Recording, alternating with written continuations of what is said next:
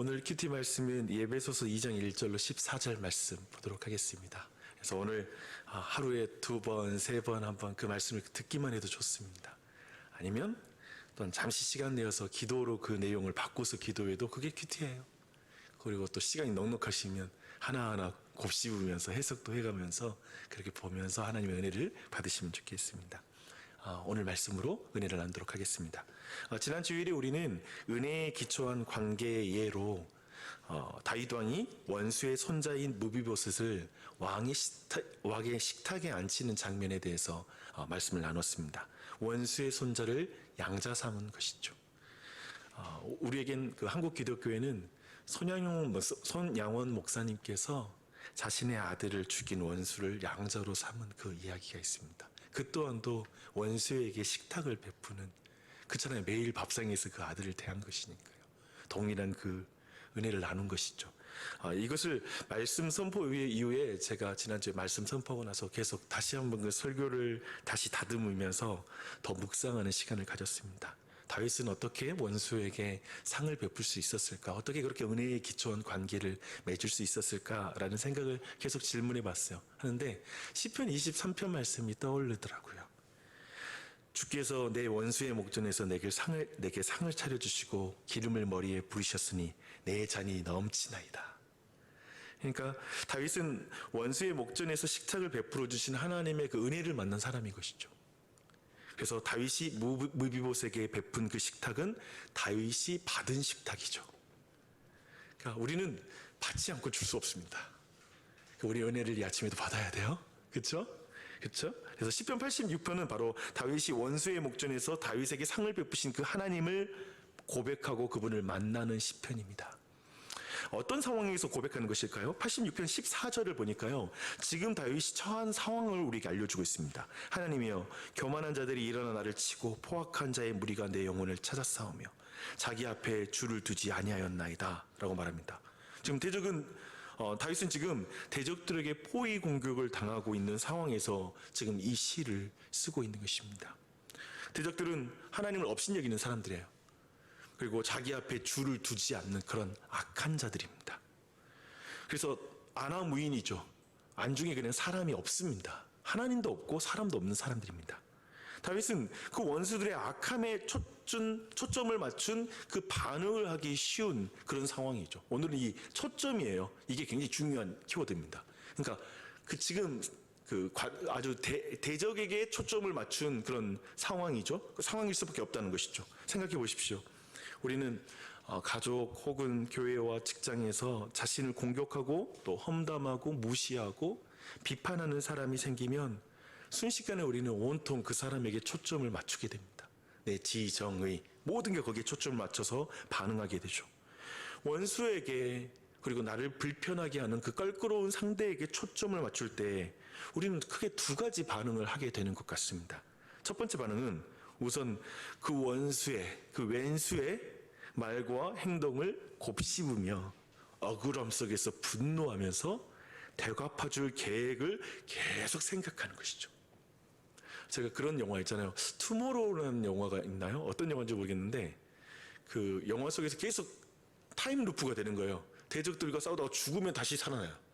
그리고 다시 잠에 들면 다시 또 일어나서 또 싸우는 거예요. 그래서 죽이고 앞으로 계속 나가는 거예요. 그것처럼 계속 그 사람의 마음을 곱씹으면서 다시 만나면 내가 어떻게 하면 어떻게 해주고, 그러면 또 문제가 생기면 이렇게 해주겠다, 이런 생각을 머리에서 막 돌리고 있죠. 그런 순간이 있어요. 두 번째 반응이 있습니다. 시인처럼 포위를 당한 채 공격을 받아야만 하는 이 상황, 혹은 그런 관계라면, 즉 내가 어떻게 할 수 있는 관계가 아니야, 그 상황이 되면 깊은 외로움 속에 무력감을 느끼게 됩니다. 그래서 주체할 수 없는 지경에 이를 때가 있어요. 우리는 그런 관계의 어려움에 그 대적에게, 그리고 어떤 원수에게, 상대에게 초점을 맞추면 우리는 그런 상황에 들어가게 됩니다. 문제는 대적들에게 초점을 둘 때 관계의 어려움 속에서 기도와 관련해서도 우리는 두 가지의 실패를 경험할 수 있다고 생각합니다. 첫 번째 실패는 잠을 자지 못하고 분노하면서도 하나님께는 도무지 기도하지 않는다는 것입니다. 그냥 혼자 그 사람, 그 상황, 그 관계 앞에 싸우고 있을 수 있다는 것이죠. 본인이 지금 주님을 두지 않기 때문에 주님을 안중에 두지 않는 사람들 때문에 지금 고통당하고 있잖아요. 근데 정작 이 문제, 이 관계 앞에서 내가 하나님을 안중에 두지 않는 거죠. 하나님을 무시하는 거죠. 기도하지 않는다는 게 그거예요. 그 관계를 가지고 하니까 안 나가는 거야. 이 문제가 지금 발생할 수 있고요. 그래서 그 스스로 고통스러운 관계에 주님을 두지 않을 수 있는 것이죠.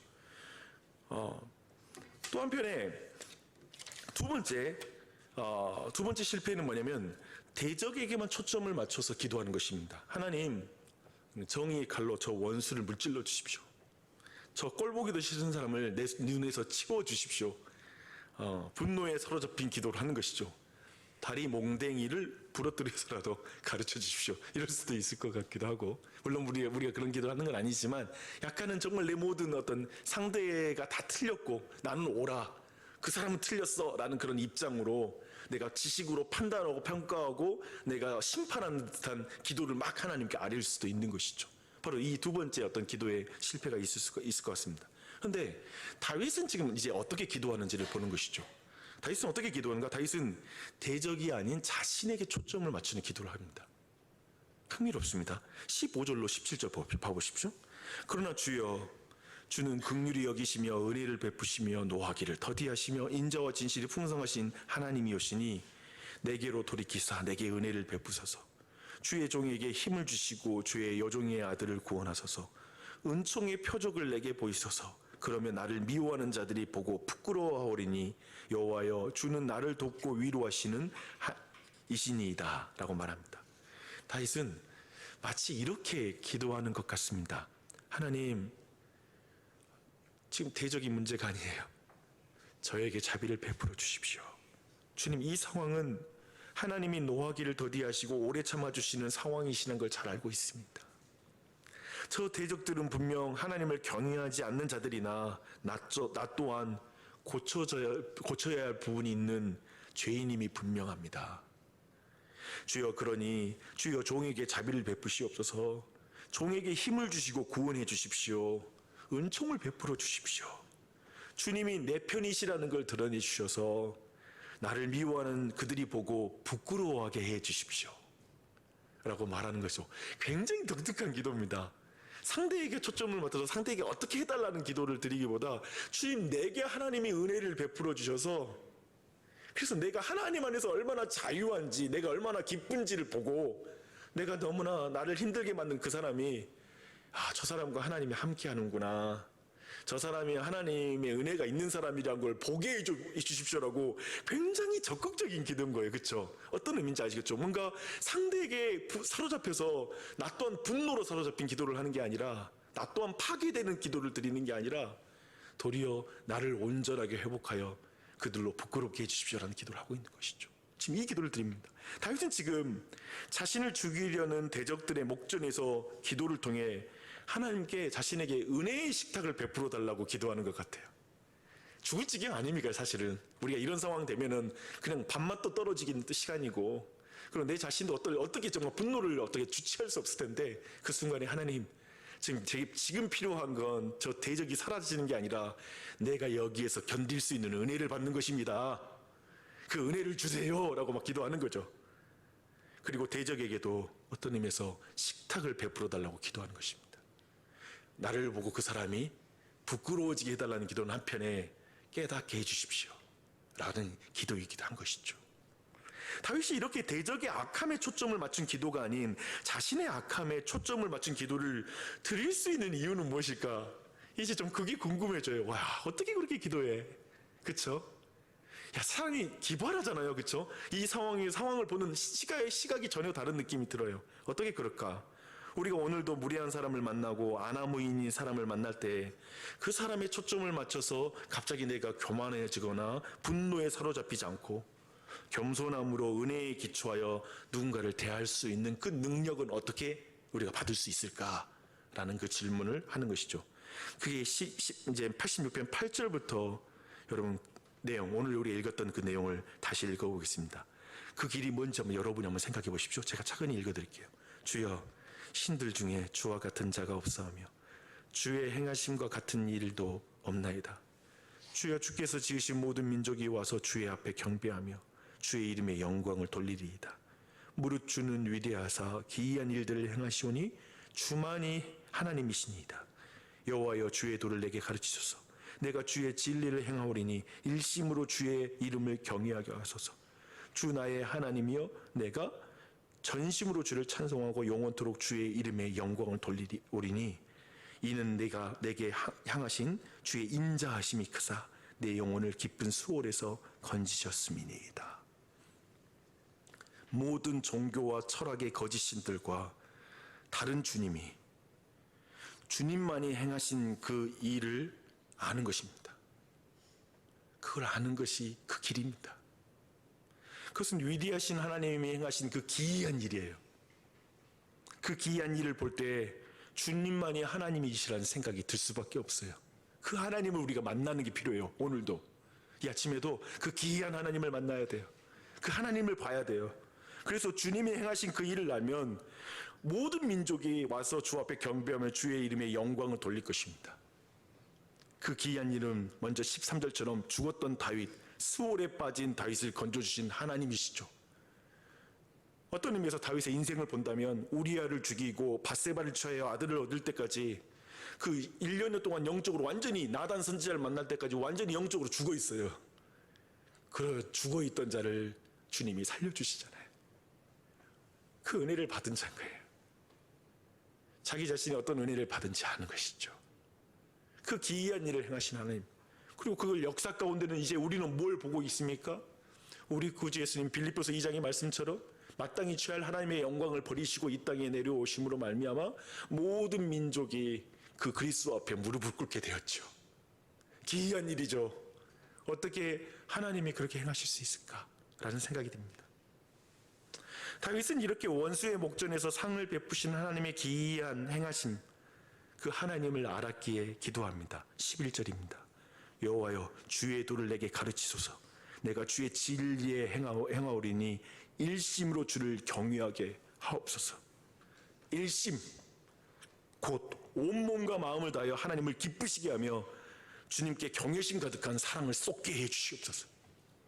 이 기도를 오늘 드려보십시오.